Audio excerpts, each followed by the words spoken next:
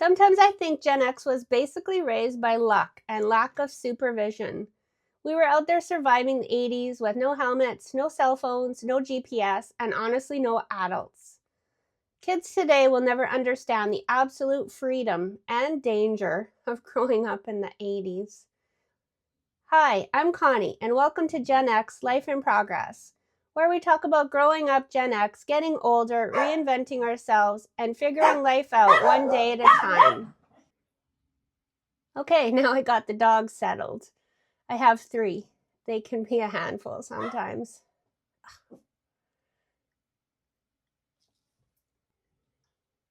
Okay, we'll try this again. Today I'm talking about 5 things that made Gen X in the 80s absolutely unforgettable. And make sure you stick around for number 4 and 5, because honestly, I still can't believe we got away with some of this stuff. This is day 10 of my 30-day posting challenge.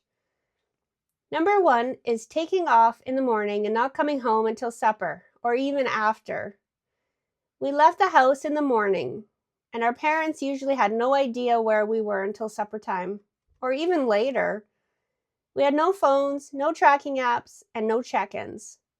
It started out taking off to the pool, to which we walked ourselves about 5 blocks away. All day long, we would just hang out with current friends, make new friends, and flirt with boys. And eventually, we'd swap the pool for our bikes. We rode everywhere. We walked everywhere, too, no matter the distance. And we rode our bikes all the way across town like it was nothing. And half the time, we were just riding back and forth in front of the house of the boy that we had a crush on. We'd hang out in random parks with Slurpees and conversations about boys, bands, and just about everything else. And somehow, every parent in the 80s just trusted the system. They'll be back sometime. Number 2 was roller skating. Friday and Saturday nights, we were at the roller rink. The roller rink was everything. The music, the lights, the couple skates, trying not to fall. And if you were really cool, like I was, haha, you could rhythm skate, surf skate, and skate backwards. The roller rink was basically our version of social media. That's where the drama happened. The flirting, the breakups, and the friendships. Number 3, the hair, makeup, clothes, and music. The bigger the hair, the better. Tons of gel, and we practically used an entire can of Aquanet every morning. I had this trick where I'd put gel in my hair and I'd blow dry my hair upside down. And then I'd take a washcloth and I'd circle it like this. And it'd get good and knotty and spiky. And then it was just good to go. We wore tight jeans or spandex. We wore shoulder pads, giant earrings, and we wore bandanas. Oh, and don't forget the boots. The boots were important too. And the music. Absolutely iconic. My favorite bands started out as Duran Duran. OMG, I was going to marry Nick Rhodes. Then he got married, so I switched to Simon. Eventually, I graduated to heavy metal. Then Tommy Lee from Motley Crue. He was my favorite. And of course, Richie Sambora from Bon Jovi. And Dokken. I love Dokken. Dawn became my new favorite love. Anyways, I could go on about bands forever. It's funny how you cannot hear those songs for decades and then it comes on and you know the words off by heart, like it was yesterday. Thank goodness for Sirius XM and Hair Nation. Number 4 was getting into cars with people we just met.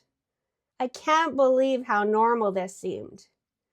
You'd meet people cruising around town for 5 minutes. Later, somehow you'd end up sitting in an alley or around a park, drinking beer with total strangers. The beer, by the way, we were able to just get at stores or off sale. They didn't usually ask for ID. No one thought twice about it. Today, That sounds like the beginning of a true crime documentary. But back then, it was just Friday night. Number 5, getting into bars way too young.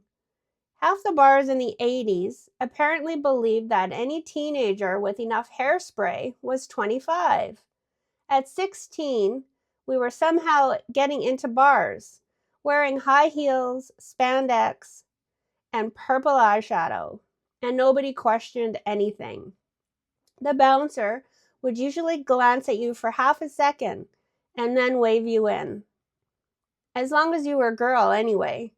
I think the boys may have had a tougher time.